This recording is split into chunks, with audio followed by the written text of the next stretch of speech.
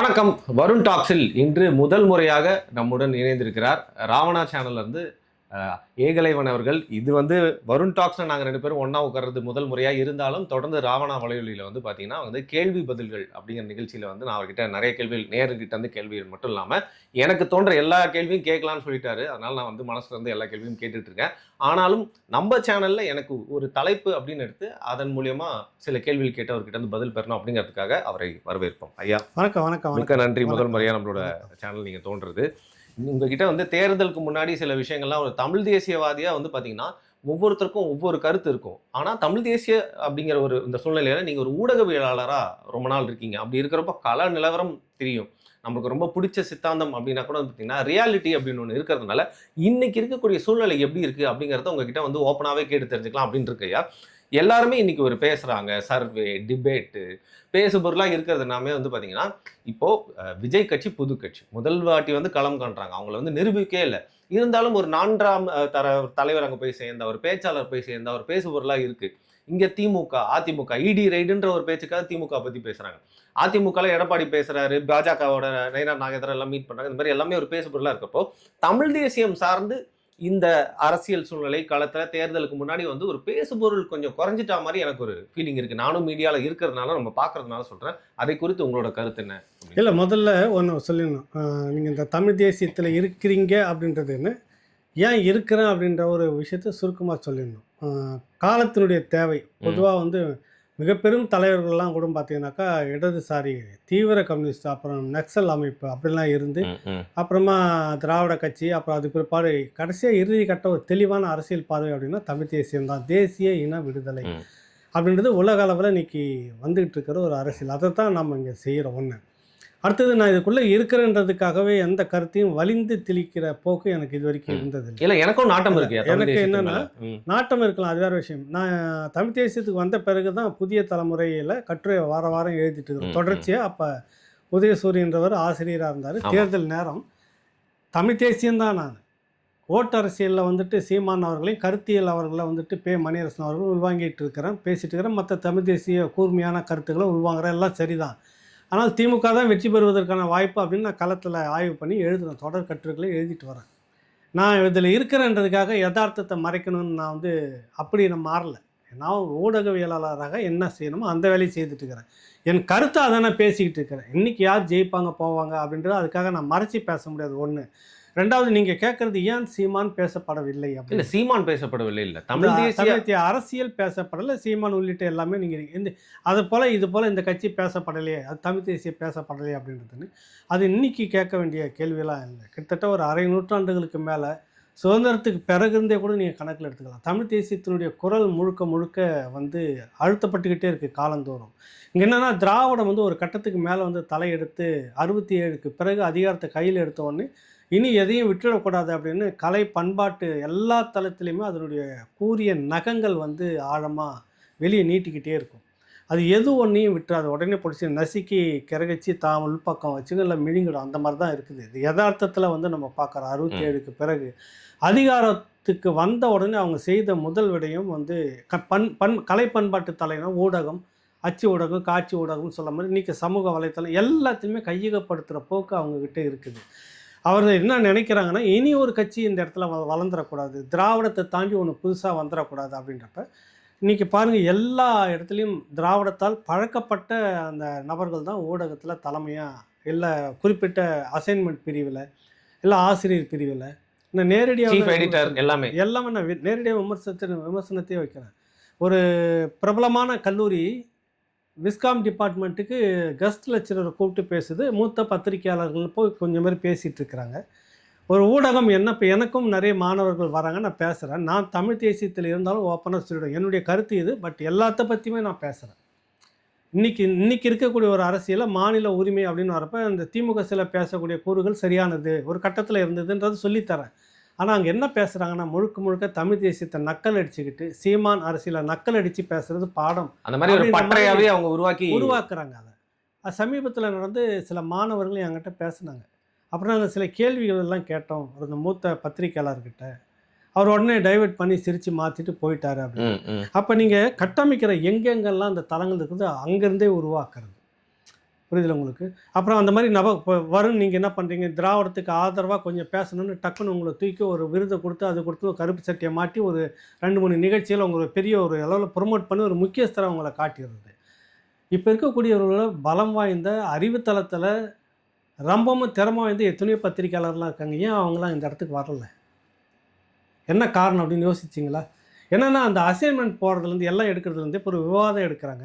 4 பேர் அது சார்பாகவே விதவிதமாக பேர் வச்சுக்கோங்க. ஒருத்தரை மட்டும் சம்மந்தப்பட்ட கட்சியிலேருந்து கூப்பிடுவாங்கன்னு வச்சுக்கோங்க, பேருக்கு சொல்கிறேன். அப்போ 4 பேரும் ஒருத்தரை போட்டு அடிக்கிறது என்ன விவாதம் அது? அப்போ இது மாதிரியான விவாதங்கள் சரியானதா அப்படின்னு ஒரு கட்டத்தில் வந்து நிறைய விமர்சனத்துக்கு உருவாகுது. இப்போ இதை வச்சு பார்க்குறப்ப தமிழ் தேசியம் எப்படி பேசுபொருள் அரசியலாகும். இன்றைக்கி பேசுகிற இந்த அரசியல் கூட வந்து என்னென்னா சமூக வலைத்தளங்கள் வந்ததால் இவ்வளோ இதுவாக வெளிவருது. இல்லைன்னா இது கூட இன்னைக்கு ஒரு காலகட்டத்தில் வந்துட்டு காங்கிரஸ் கட்சியில் யார் எங்களுக்கான ஆள் அப்படின்னு முடிவு பண்ணுறது திமுக இருந்தது தெரியுமா உங்களுக்கு? காங்கிரஸ் கட்சி தலைவராக இருப்பார் ஒருத்தர், பட் அவர் இக்னோர் பண்ணணுன்றதுக்காக இன்னொரு ஆளை கூப்பிட்டு சன் டிவியில் உட்கார வச்சு பேட்டி எடுத்துட்டு அவர் தான் எக்ஸ்போஸ் பண்ணும். ஏன்னா அவருடைய வாய்ஸ் தான் நமக்கு தேவைப்படுது, நமக்கு ஆதரவாக இருக்குது அப்படின்னு. இப்படி தான் லாபி நிறைய பண்ணுது. ஊடகங்கள் இன்னைக்கு முழுக்க வந்து ஒரு பக்க சார்புக்குள்ளே தான். 1000 இருந்தாலும் நடுநிலைன்னு ஒருத்தர் இருக்கிறான்னா உலகத்தில் இருக்க முடியாது. அவனை மாதிரி போலி யாருமே இருக்க முடியாது. ஒன்று நீ அந்த பக்கமோ இந்த பக்கம் அப்படி தான் இருக்க முடியும். அதுதான் உண்மை. நான் நடுநிலை இருக்கிறான்னா 2 வேஷம் போடுறாருன்னு அர்த்தம். வேஷம். எல்லோருக்கும் நல்லவன் தன்னை இழந்தான்னு ஒரு வார்த்தை, அனுபவ வார்த்தை. நீ வந்து நான் அந்த பக்கமும் தான் இருப்பேன், இந்த பக்கமும் தான் இருப்பேனாக்கா அது அதை விட மோசமான ஒரு விஷம் வேறு எதுவுமே இல்லை. ஒரு கருத்தியல் அடிப்படையில் சரியா தவறா, நீதியா அநீதியா, இவ்வளோதான் நிற்கணும். கரெக்டாக? அப்போ இந்த ஊடகம் வந்து இன்றைக்கி வந்து முழுக்க முழுக்க ஒரு மாஃபியா அப்படின்னு, அதுக்குன்னே தான் திராவிட மாஃபியா தனம் அப்படின்னு ஒரு பதிவே நான் போட்டிருந்தேன். இதெல்லாம் வெளிப்படையாக பேசணும். இப்படி வச்சுக்கிட்டு ஏன் தமிழ் தேசியம் பேசு பொருளாகலை, ஏன் தமிழ் தேசிய அரசியல் இன்றைக்கி செங்கோட்டையன் விஜய் வந்துட்டால் பெரிய பேசு பொருளாகுதுன்றீங்க, நாஞ்சில் சம்பத் வந்துட்டு இது என்னென்னா இந்த ஊடகங்கள் வந்து 2 விடயம் இருக்குது. இதில் ஒன்று அரசனுடைய பல விஷயங்கள் வந்து பேசு பொருளாக்கப்படக்கூடாதுன்னு ஒன்று இருக்குது, டைவர்ஷன். புரியுதில்ல உங்களுக்கு? இன்றைக்கி இருக்கிற சூழ்நிலைக்கு நேருக்கு உதாரணத்துக்கு இன்றைக்கி இருக்கிற சூழ்நிலைக்கு நேரோட விஷயம் ஏற்கனவே 800 கோடி கிட்ட சுமார் அந்நிய செலாவணி பணப்பதுக்கல் விஷயங்களில் வேலை வாங்கி தரதாக சொல்லி வாங்கினதுக்கான ஆவணங்கள் எல்லாம் இணைச்சி டிஜிபி இதில் வழக்கு பதிவு பண்ணணும்னு நாங்கள் மேற்கொண்டு விசாரிக்கணும்னு கொடுத்த கடிதம் கிட்டத்தட்ட 3 மாதங்கள் கடந்து போச்சு. ஒரு 3 நாட்களுக்கு முன்பாக திரும்பவும் ஒரு கடிதம் 1020 கோடி புதியதாக ஊழல். அவருடைய துறை இருக்குல்ல, அந்த துறையில் நடந்த அதாவது முறைப்படி செய்யாத டெண்டர் மூலமாக வாங்கின பணம், கமிஷன் வாங்கின பணம், ஒன்று வேலை வாங்கி தரதாக சொல்லியிருக்கிற பணம், இதெல்லாம் சேர்ந்து இத்தாலியில் பண முதலீடுக்கான பேச்சுவார்த்தை நடந்து நகர்ந்திருக்கிற பணம் வரைக்கும் டாக்குமெண்ட் எடுத்து வச்சு கொடுக்குறாங்க. இப்போ இதை பேசுபொருள் ஆகியிருக்கணுமா இல்லை ஊடகங்கள் இதான் வந்திருக்கணும். அதுக்கு தான் எங்களுக்கு செங்கோட்டையன் இருக்கிறார், விஜய் இருக்கிறார். புரியுதா உங்களுக்கு? டைவர்ஷன் அதுதான் விடயம். இப்போ சமூக வலைத்தளங்களில் ஒரு அசைன்மெண்ட் என்னென்னா, சீமான் ஊர்காயை பற்றி பேசலாமா, மான் ஊர்காய், அது எங்களுக்கு போதும், தொட்டுக்கிறதுக்கு வசதியாக இருக்குது. அப்போ மழை உருண்டுட்டு போகிறதுக்கு தெரியாது, கடுகு போகிறத பற்றி பேசக்கூடிய ஒரு சமூகமாக நம்ம மாறிக்கிட்டு இருக்கிறோம். எனக்கான கடன் ஏன் 5 கோடி ரூபா எக்ஸ்ட்ரா நீ வாங்கியிருக்கிற இந்த இத்தனையோ 10 கோடி கடனுக்கு என்னுடைய வரி எவ்வளவு எனக்கு ஏறும் உத்தரவாதம் நீ ஒன்றும் கொடுக்கலையே, அது விவாத பொருள்னா அதை ஆக்காதீங்க. புரியுதில்ல உங்களுக்கு? நேற்று இன்றைக்கி வந்திருக்கிற செய்தியில் 40 கோடியில் சோழவரம் ஏரியை வந்து செம்மைப்படுத்தியிருக்கிறாங்க. இந்த மழையில் சுத்தமாக போயிடுச்சு. 40 கோடி எங்கன்னு தெரியல. கேட்டால் மண்ணோட தன்மையை பற்றி ஆய்வு பண்ணுறது கமிட்டி. இந்த கமிட்டி இழவை நீ முன்னாடியே போட்டிருக்கணுமா இல்லை? யார் விட்டு அப்பா விட்டு பணம் 40 கோடி எங்கே போச்சு? இப்போ 40 கோடி அதில் முழுசு நீ செலவு பண்ணி அதில் பாதி நீ சுரண்டிட்டியான்னு கேள்வி வருதா இல்லையா? இதையெல்லாம் பேசு பொருளாக்குறதுக்காக கூடாது என்பதற்காக நீங்கள் செங்கோட்டையன் எடுக்கிற ஊடகம், விஜய் எடுக்கிற ஊடகம், வேற ஒன்று பரபரப்பான விஷயத்தை எடுக்கிற ஊடகம், அந்த போக்கு இன்னைக்கு மாற்றி வச்சு அது ஒரு மாஃபியா. அதுலேயும் ஒரு மாஃபியா தனம் வந்துருச்சு. இப்போ உங்களுக்கு இப்போ எப்படி மும்பை மாஃபியா உலகம் இதுதான் நடக்கணும் என்னால் தான் நடிக்க பண்ணுவாங்க. இந்த படம் தான் வந்து உங்களுக்கு ஹையில் வரணும், இந்த ஆக்டர் தான் வரணும், இதில் தான் பணம், இது ஒரு பெரிய மாஃபியா தனம் அதுக்குள்ளே இருந்தது உங்களுக்கு. அதை போல் தான் இன்றைக்கி ஊடகத்தில் வந்திருக்குது. ஏன்னா வெளிப்படையாக சொல்கிறாங்க, அதில் இருந்துக்கிட்டு எத்தனையோ நேர்மையான திறமையானவர்கள் எத்தனையோ பேர் இருக்கிறாங்களே. ஒன்றுமே இல்லை, ஒன்றுத்துக்கு இல்லாதவருக்கு வந்து கீ போஸ்ட் வாங்கினா என்ன எனக்கு புரியலையே. எனக்கு இல்லையா, இப்போ எனக்கு என்ன ஆதங்கம்னா பார்த்தீங்கன்னா, கடந்த 3 தேர்தலில் வந்து நான் நாம் தமிழர் கட்சிக்கு தான் வாக்களிச்சிருக்கேன். சில பேர் சொல்ல மாட்டாங்க யாருக்கு வாக்களிச்சாங்க. எனக்கு ஒன்றும் பிரச்சனை இல்லை, யாருக்கு நம்ம நாட்டமாக இருக்கோ அவங்களுக்கு வாக்களிக்கிறோம். அதுக்கு முன்னாடி திமுகவுக்கு வாக்களிச்சிருக்கேன். நடுவில் கொஞ்ச நாள் 49 ஓக்கு போட்டுட்டு இருந்தேன். எனக்கு கிடைச்ச ஒரு ஆல்டர்னேட்டிவாக நாம் தமிழர் கட்சி இருக்கிறதுனால தமிழ் தேசிய அரசியல் வந்து அடுத்த லெவலுக்கு போகணும், நம்மளோட ஒரு ஓட்டு அதற்காக வந்து பயன்படும் அப்படின்ற மாதிரி வந்து போட்டிருக்கோம். இப்போ என்ன ஆதங்கம்னு பார்த்தீங்கன்னா, இன்னைக்கு வந்து ஒரு நடிகருடைய கட்சி, அவங்க கட்சிக்குள்ளேயே அவ்வளோ குழப்பம் இருக்கு. அவங்களுடைய சர்க்கஸ் தான் இன்னைக்கு நியூஸாவே மாறிட்டு இருந்தது. நல்ல செயல்கள் கூட இல்ல. கரூர் மாரி ஒரு பிளாக் மார்க். அப்படி இருக்கிறப்போ அந்த கட்சிய பத்தி பேசுபொருள் இருக்கு. பாஜக கூட இருக்கிறதுனால எடப்பாடிய பத்தி ஒரு பேசுபொருள் இருக்கு. இன்னைக்கு திமுகவ பத்தி நல்லதோ கெட்டதோ வந்துட்டே இருக்கின்ற பட்சத்துல, அரசியல்ல எப்பவுமே பேசப்பட்டுட்டே இருக்கணும்னு சொல்லிட்டு கருணாநிதி கூட விரும்புவாருன்னு சொல்லிட்டு நீங்களே வந்து சொல்லியிருக்கீங்க. அப்படி இருக்கிறப்போ, இன்னைக்கு இந்த தேர்தல்ல நாம் தமிழர் கட்சியோட தேவை என்னவா வந்து பார்க்கப்படும் மக்களால? தேவை என்ன பார்க்கப்படும் அப்படின்னா, நீங்க 1000 விமர்சனங்கள வைங்க. நான் கூட சமயத்துல விமர்சனம் பண்ணியிருக்கிறேன். ம். ஆனா ஆதரிக்கிறேன். ஏன்றதுக்கு ஒரு காரணம் இருக்குது. இந்த காரணம் நீங்க வெளிப்படையா நடக்கிற மீட்டிங்ல மக்களோட மக்களா நின்னு பாருங்க. நின்னு இருக்கிறேன், உட்கார்ந்து இருக்கிறேன் அந்த கூட்டத்துல. அதான் நாம் தமிழர் கட்சி கூட்டத்துல சொல்றீங்க நீங்க. கூட்டத்துல உட்கார்ந்து இருக்கிறேன். பார்த்துருக்கிறேன். முந்தின காலகட்டங்கள்ல திமுக நிகழ்ச்சிகள்ல தொடர்ச்சியா பங்கெடுத்துக்கிட்டு இருப்பேன். 2009 வரைக்கும். நீங்களும் ஒரு நான் வந்து உடன்பிறப்பா இருந்திருக்கீங்க ஒரு இல்ல காலகட்டத்துல. அந்த அந்த அந்த அந்த 420 வேலைலாம் பண்ணியிருக்கிறேன். நான் இல்லன்னு மறுக்கலையே. 2009 வரைக்கும் அது ஜெயிக்கணுன்றதுக்கான எல்லா மொள்ள மாரித்தனமும் நாங்களும் பண்ணோமே. இல்லன்னு மறுக்கலையே நானு. எப்பவும் மறுத்ததே இல்லையே. ஆனா என்ன பண்ணேன்னா, அது கூட்டத்தோட கூட்டமா போயிருப்பேன். உட்காந்துக்கிட்டு எழுதிட்டு வர வேலை எனக்கு இல்ல. அவங்க கூட போய் நான் இருந்துட்டு இருப்பேன். களத்துல எல்லா எதார்த்தத்த பார்த்துக்கிட்டு இருப்பேன். இப்ப நீங்க வந்து கேட்குறீங்கல்ல, இன்னைக்கு ஏன் இது பேசுபொருள் ஆகல அப்படின்றதுக்கு ஒரு காரணம் என்னன்னா, இந்த அரசுக்கு இருக்கக்கூடிய ஒரு அச்சம். கள எதார்த்தம் என்ன என்பது உன்னை விட சமூக வலைத்தளங்கள் கொண்டு போயிட்டு இருக்குது. நீங்க என்னதான் இருட்டடிப்பு பண்ணாலும் இன்னைக்கு உங்களுடைய நிகழ்ச்சிகளை நீங்க பார்க்கல. நீங்க வந்து அதுக்கு வந்து ஒரு பெரிய அளவுல ஒரு கிரியேட் பண்ணி நீங்க ஒரு கதையை உருவாக்கி நீங்க செங்கோட்டையனை காட்டுறதுக்கு முன்னாடி எதார்த்தம் என்னன்றதை அவன் வாட்ஸ்அப்ல எடுத்து போட்டு போயிட்டே இருக்கிறான்.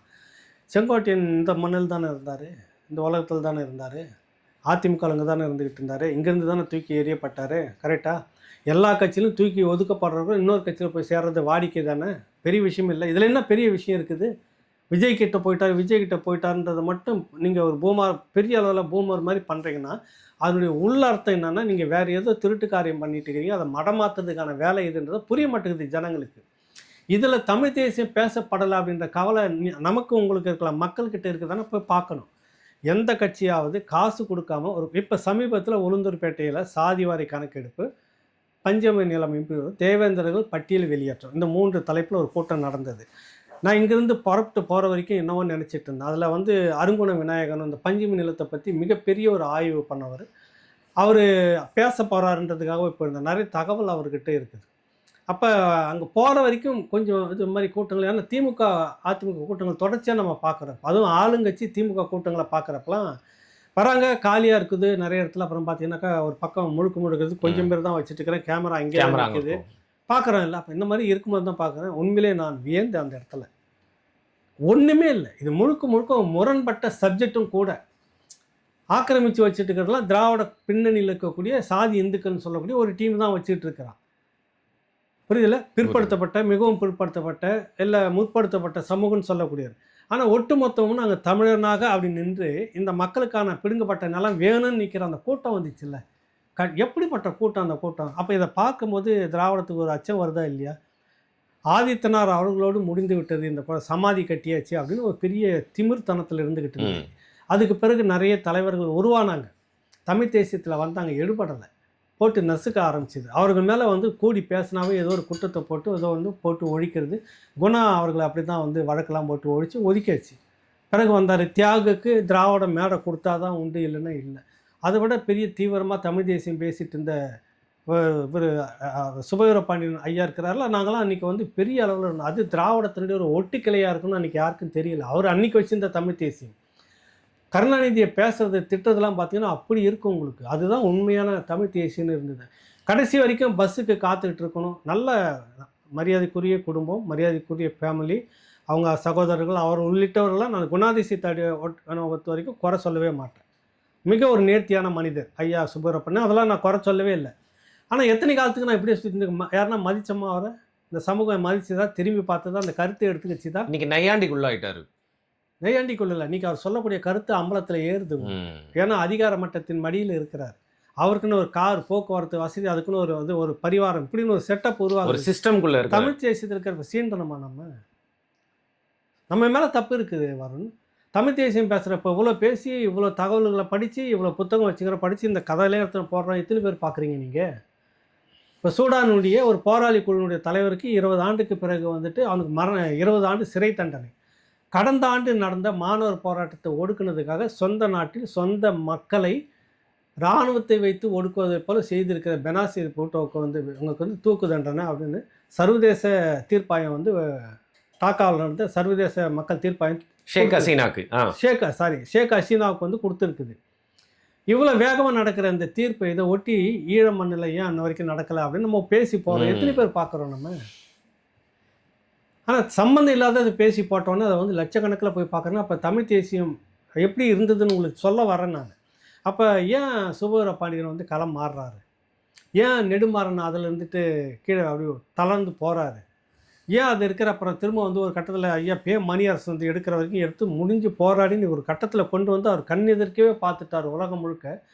கடந்த சில ஆண்டுகளுக்கு முன்பாக போனப்போ தமிழ் தேசியம் தான் எப்படி குறுகலாக ஒரு இடத்துல இருக்கும், எப்படி வந்து மதிக்கப்பட்டிருந்து இன்றைக்கி மிக பெரும் அளவில் இதுதான் பிரம்மாண்டமான நிகழ்ச்சியாக இருந்துக்கிட்டு இருக்குது. மாறிடுச்சுன்னு மகிழ்ச்சியாக நான் எனக்கு நிம்மதி வந்துருச்சுன்றார் அவர் காலத்தில் பார்க்குற அந்த தமிழ் தேசி இது ஒரு எழுச்சியாக வருது.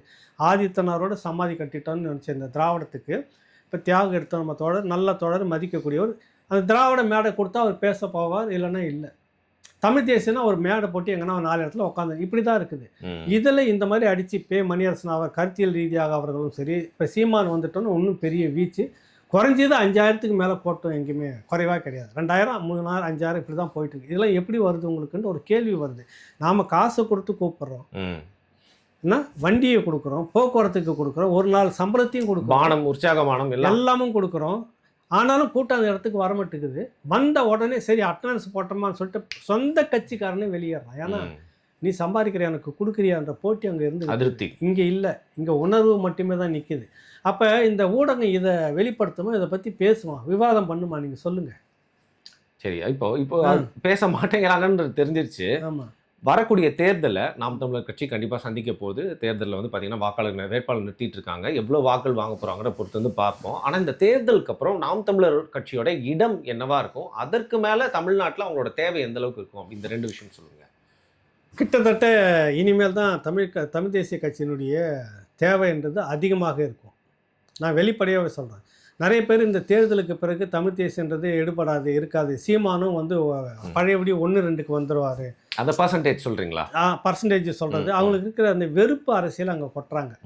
நான் என்ன கணிக்கிறேன்னா, இந்த திராவிடத்தின் மீது இருக்கக்கூடிய பெரிய வெறுப்பு தான் இன்றைக்கி தமிழ் தேசிய அரசியல் மக்கள் தெரிஞ்சு போச்சு. ஒன்றும் இல்லை, இன்றைக்கி குப்பை வர்ற கான்ட்ராக்ட் ஆந்திராவில் இருக்கக்கூடிய நிறுவனம், கல்லூரி மாணவர்களுக்கு விடுதி சோறு இங்கே ஆக்கி இங்கே போட்டுட்டு இருந்தாங்க வார்டன், அதையும் வந்து கான்ட்ராக்ட் விட்டு ஆந்திர நிறுவனம் அவனுக்கு ஆக்கி கொடுத்தது. ரோடு எடுக்கிறது எல்லாமே ஆந்திர நிறுவனம் பார்த்துக்கிட்டே இருக்கிறான். எல்லாத்துலேயுமே ஊழல் முறைகேடு நடந்துக்குது. இங்கே தமிழ்நாட்டில் ஒருத்தவங்க கான்ட்ராக்டுக்கு தகுதியே இல்லை. எல்லாமே அங்கே கொடுக்கக்கூடிய அவசியம் என்ன வருது, எல்லாம் இன்றைக்கி யோசிக்கிறான். அவங்க திருவண்ணாமலை ஏன் மாறிக்கிட்டு இருக்குது, திருவண்ணாமலை சுற்றி இருக்கக்கூடிய நிலங்கள் ஏன் வந்துட்டு வேற ஒருத்தருக்கு அந்நியத்துக்கு போயிட்டுருக்கு, இன்றைக்கி யோசிக்கிறான். இன்றைக்கி இதுக்கு மேலே நம்ம ஏமாந்துடக்கூடாது அந்த எண்ணம் இங்கே வருது. உங்களுக்கு புரியுதில்ல? இப்போ இந்த அதிகாரம் யாரோட அதிகாரம், யார் வச்சுக்கிட்டாலும் அந்த அதிகாரத்தின் மூலமாக கொழுப்பதெல்லாம் யாருன்னு பார்த்தா நாம் கிடையாது. புரியுதில்ல? பணம் கொழிக்கக்கூடிய துறைகள் அப்படின்னு பார்த்தீங்கன்னா தமிழன் ஒருத்தங்கிட்டும் சில அவங்ககிட்ட அறிவு இல்லையா, படித்தவன் இல்லையா? ஏவாவேலு ஆக்ஸ்போர்ட் யூனிவர்சிட்டிலேருந்து படிச்சுட்டு வந்தவரா? ஏன் அவருக்கு அவ்வளோ பணம் கொழிக்கிற தொகுதி இது இருக்குது சொல்லுங்கள். KKSSR வந்துட்டு உங்களுக்கு ரஷ்யா இதுலேருந்து பெரிய பொருளாதார மேதி அவருக்கு கூடிய அந்த வருவாய்த்துறை இதெல்லாம் எடுத்துகிட்டு நீ ஏன் அங்கே KN நேருக்கு அந்த துறை ஏன் வந்துச்சு? பணம் கொழிக்கிற துறைகள் எல்லாமே அவங்கக்கிட்ட இருக்குது. ஒப்புக்கு சப்பாக இருக்கிறதெல்லாம் முழுக்க தமிழன்கிட்ட இருக்குது. அப்போ இது இந்த அரசியலை வந்து பார்க்குறோம் நம்ம. புரியுதில்ல? இதை திராவிடம் தான் செய்யுது. நாம் வந்து எல்லாருமே சகோதரன் தான் நினச்சிட்டு இருந்தோம். அதை வந்து உணர்த்துது. இப்போ இது எல்லாம் பேசுபொருளாகக்கூடிய ஒரு அரசியல் இது ஒரு பக்கம் வருது. அடுத்தது கூட்டணி அரசியல்னு வருவோம். திமுக சார்ந்த திராவிட கட்சிகள்னு ஒன்று பிரிஞ்சு ஒரு அணியில், அதிமுக சார்ந்து அப்படின்னு ஒன்று இருக்கிறப்ப விஜய் அரசியல் வந்து விட்டார், அதனால் இது முழுக்க தமிழ் தேசியம். நான் கேட்குறேன், கருணாநிதியை விட விஜய் மிகப்பெரிய ஒரு ஆளுமையா? அரசியலில் கருணாநிதி தான் பெரிய ஆளுமை. இந்திய அளவில் சாணக்கியத்தனத்தில் நீங்கள் எப்படிப்பட்ட ஜாமானுங்களும் அந்த அத்தனை பேரும் தூக்கி மிழுங்கி போட்டு சக்கியாக்கி போட்டுட்டார். பாட்டாளி மக்கள் கட்சி, வைகோ, எவ்வளோ பெரிய படைபலங்கள் இருந்த கட்சி தெரியுமா? அதெல்லாம் உங்களுக்கு தமிழ்நாட்டில் உங்களுக்கு தெரியுமா? அதெல்லாம் 87 நீங்கள் என்ன வயசில் இருந்திருப்பீங்க? 87 தான் 88 தான் பிறந்தேன் நான். நாங்களாம் அப்போ பார்த்துட்டு இருக்கிறோம். டிஎம்கேன்ற பக்கத்தில் பிஎம்கே, அதுதான் அடுத்ததுன்ற நிலைமைக்கு மக்கள் அப்படி திரள்றாங்க. சாதியாக பார்க்கல, பாட்டாளி வர்க்கமாக ஒன்றா சேர்ந்தாங்க. அப்படி இருந்துட்டு இருந்த ஒரு எழுச்சி எங்கே போய் நின்றுது உங்களுக்கு? அதுக்கெல்லாம் தந்தையாக இருந்தது யார்? கருணாநிதி. அதுக்கு அடுத்தே அப்படியே ஆப்பனண்ட்டாக இருந்தது செல்வி ஜெயலலிதா. அந்த 2 பேர் இருந்து வீழ்த்த முடியாத தமிழ் தேசியத்தை விஜய் வந்து வீழ்த்திடுவாரா? இல்ல விஜய் வீழ்த்த போறாருன்னு சொல்றேன். சொல்லுங்க. நாம் தமிழர் கட்சியோட இடம் தேர்தலுக்கு அப்புறம் எதுவா அதெல்லாம் இருக்கும்? எப்படி குறையும்னு சொல்ல வரேன். கருணாநிதியால முடியலங்க. ஜெயலலிதாவால முடியல. விஜய்க்கு கூட்டணிக்கே இல்ல. நான் தான் முதலமைச்சர், என்னை ஏத்துக்குங்க. அப்பதான் உங்க கூட நாங்க யார் வந்தாலும் நாங்க சேர்த்துக்கணும். அவர் ஒரு லாபி பண்ணிட்டு இருக்கிறாரு. பணம் இருக்கிறதாங்க. புரியுதுல்ல? ஏதோ ஒரு பேக்கப் இருக்குது அவருக்கு பின்னாடி. பணம் இருக்குது. ஊடகத்தின் மூலமா விரைக்க முடியுது. வெளிச்சம் இருக்கு. இன்னைக்கு ஊடகத்துல வந்து என்னன்னா பேக்கேஜ் சிஸ்டம்ன்ற மாதிரி எல்லா ஊடகத்திலும் வச்சுக்கிறேன். நீங்க இத்தனை கோடி ஒதுக்கிட்டீங்கன்னா இத்தனை ப்ரொமோஷன் செய்தி உங்களை பற்றி வந்துக்கிட்டே இருக்கணும். இந்த பேக்கேஜ் அரசியல் அங்கே நடந்துக்கிட்டு இருக்குது. இந்த அரசியல் வந்து எப்படி உணர்வு அரசியல் தமிழ் தேசியத்தை வந்து வீழ்த்துன்னு நீங்கள் நினைக்கிறீங்க? ஒன்று. ரெண்டாவது வந்து பார்த்தீங்கன்னா இந்த ஓட்டு சதவீதம் இருக்குதுல்ல, திமுகவுக்கு கடந்த முறை விழுந்த அத்தனை சதவீதம் அப்படியே விழுமானா வாய்ப்பே இல்லை. கடந்த முறை விசிகா வாங்கி கொடுத்த வாக்குகளை இந்த முறை 100% வாங்கி கொடுக்க முடியாது. ஏன்னா அந்த மக்களுக்கு அவ்வளோ துரோகம் செய்து முடிச்சாச்சு. இந்த அரசு பண்ணிடுச்சு.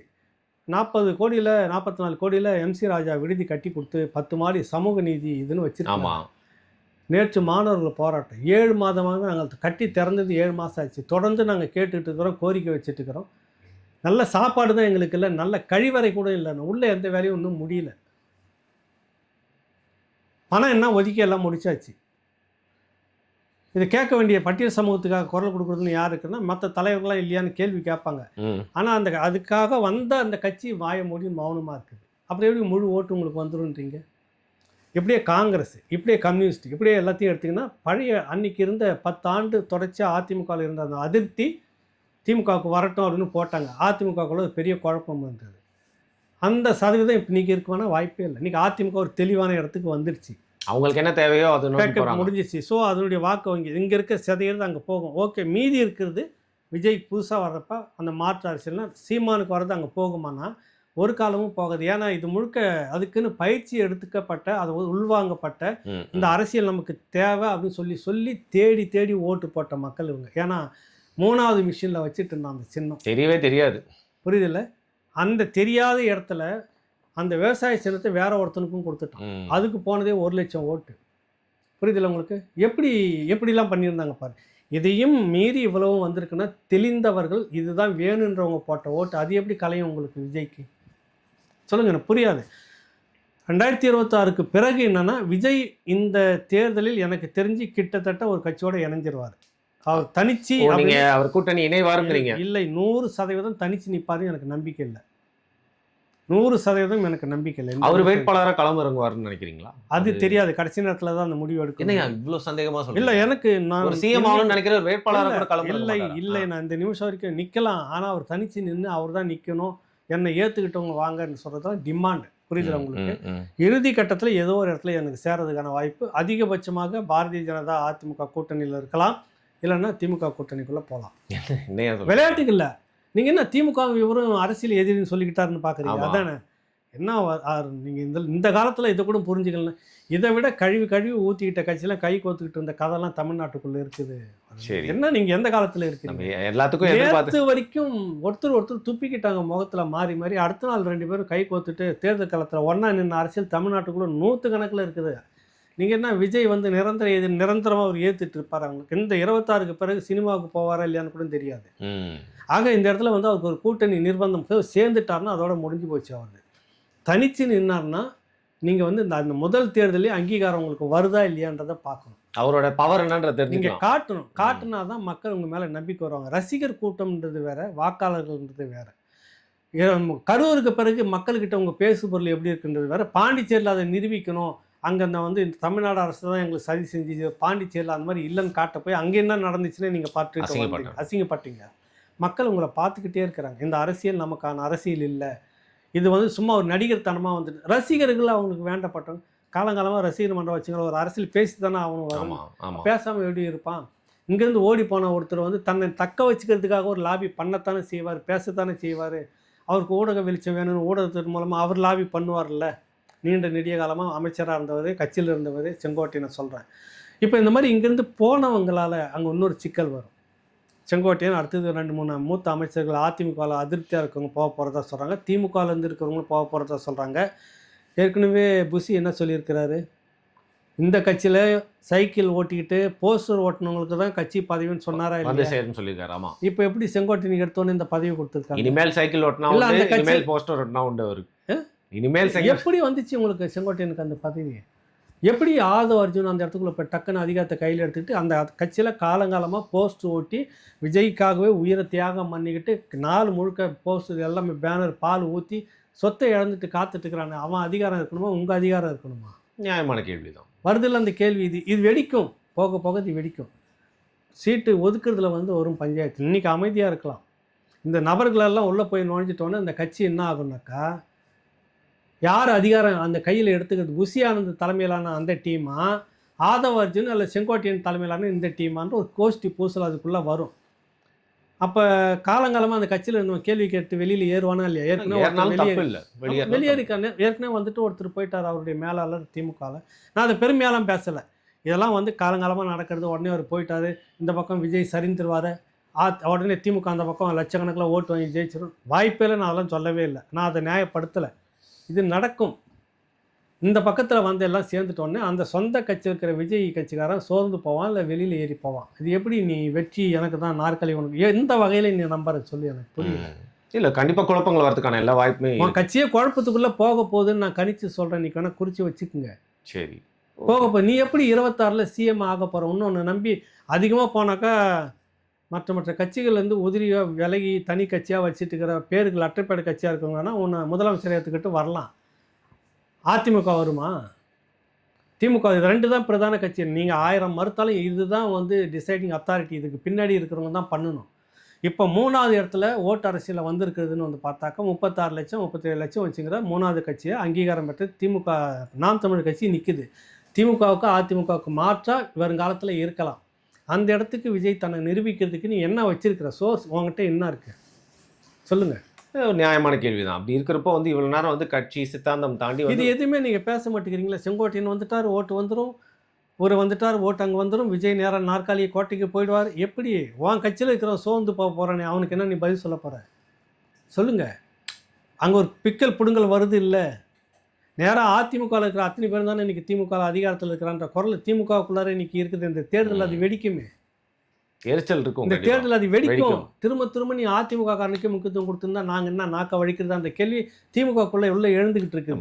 மாற்றி காலவாரி ஓடுறதுக்கு ஆரம்பிச்சிருப்பாங்க. திமுகக்குள்ளே இருக்குது. காலங்காலமாக அந்த வம்சாவழியாக அங்கே இருந்துட்டு இருக்கிறவங்க இல்லை. நேற்று வந்து சேகர் பாபுக்கு ஓடி வந்த சேகர் பாபுக்கு ஆளினால் அழகராஜன் அந்த கட்சிக்குள்ளே லாபி, அங்கேருந்து வந்த கேகேஎஸ்எஸ்ஆருக்கு லாபி, செந்தில் பாலாஜிக்கு லாபி, ஏவா வீருக்கு. நாங்கள் யாரா அந்த கேள்வி அந்த கட்சிக்குள்ளே இருக்கிறவனுக்கு வருமா வராதா?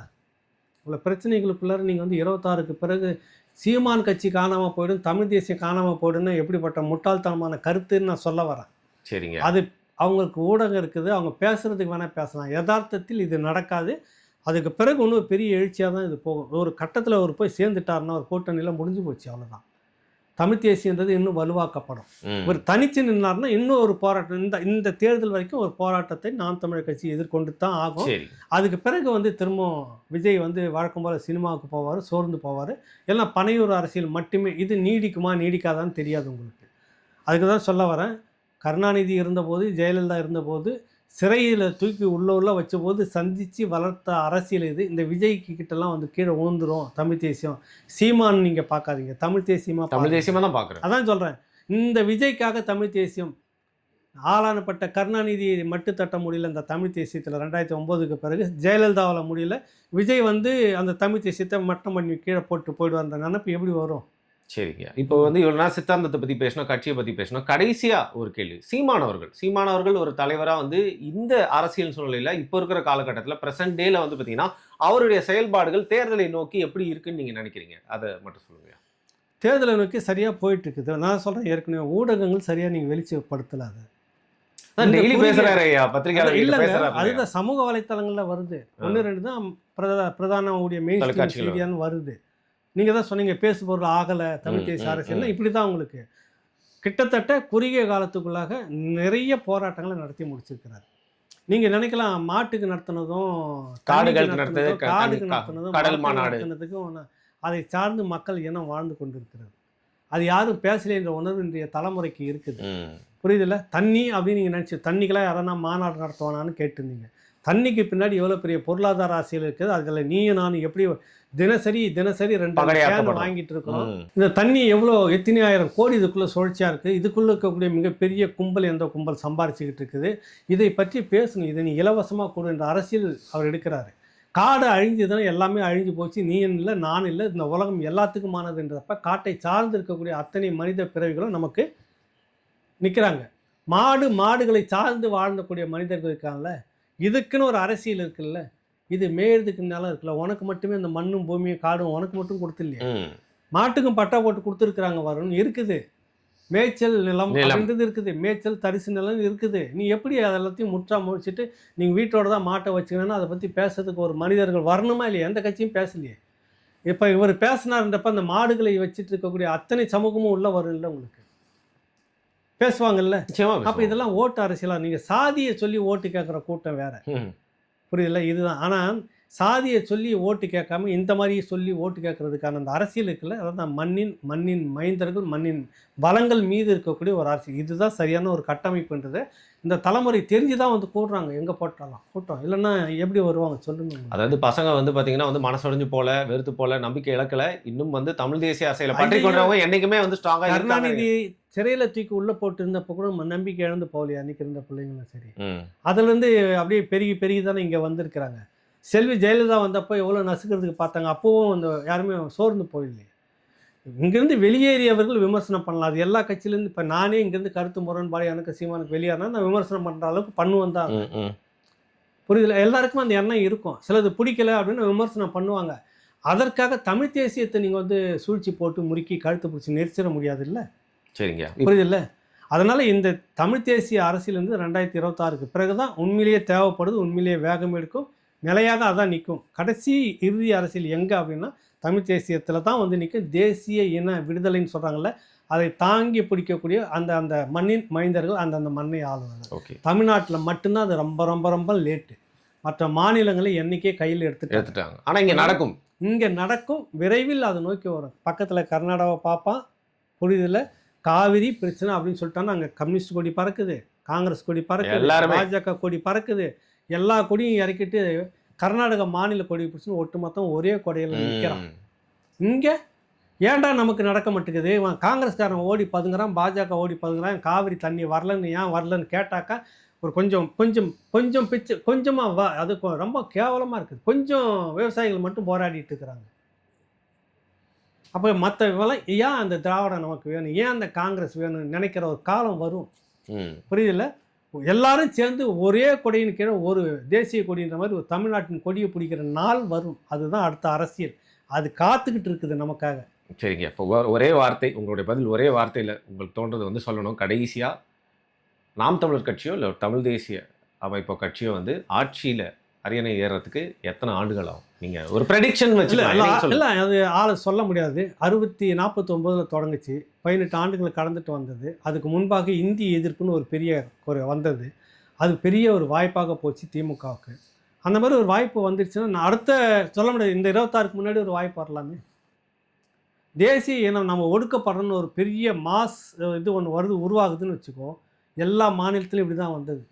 அந்த மாதிரி எத்தனை ஆண்டு காலம் சொல்லணும். இந்த தேர்தலில் அடுத்த தேர்தல் அது எனக்கு கணிப்பு 1-2 தேர்தலுக்கு பிறகு ஒரு பெரிய நீங்கள் வந்து லீட் பண்ணுற இடத்துக்கோ இல்லை பேரம் பேசக்கூடிய இடத்துக்கோ, இப்போ சொல்கிறார்ல விஜய் என்ன முதல்வராக ஏற்றுக்கிட்டால் நாங்கள் கூட கூட்டணி வைப்போன்னு சொல்கிறாருல, அந்த இடத்துக்கு எங்களுடைய கோரிக்கையை ஏற்றுக்கொள்பவர்கள் கூட நாங்கள் கூட்டணின்ற அந்த அசைக்க முடியாத ஒரு இடத்துக்கு வரும் நிற்கல. அங்கே தான் லாபி தொடங்குது நமக்கு.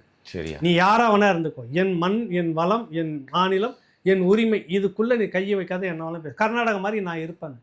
ஒன்றும் கிழிக்க முடியல. தேசிய கட்சி கர்நாடகா ஒத்த கொடியை பிடிச்சி வச்சுருக்கிறான். எந்த மாநிலத்தில் கொடியில் நீ மட்டும் என் கொடியை வச்சுக்கணும் கேட்கவே முடியல இன்ன வரைக்கும். தேசிய கட்சி காங்கிரஸும் கேட்கல, பாஜகவும் கேட்கல. இல்லை அந்த மாதிரி எனக்கும் வரணும்னு பார்ப்பான்ல. பக்கத்தில் கர்நாடகாவில் கேட்குறான், கேரளாவில் இருக்குது, ஆந்திராவில் இருக்குது.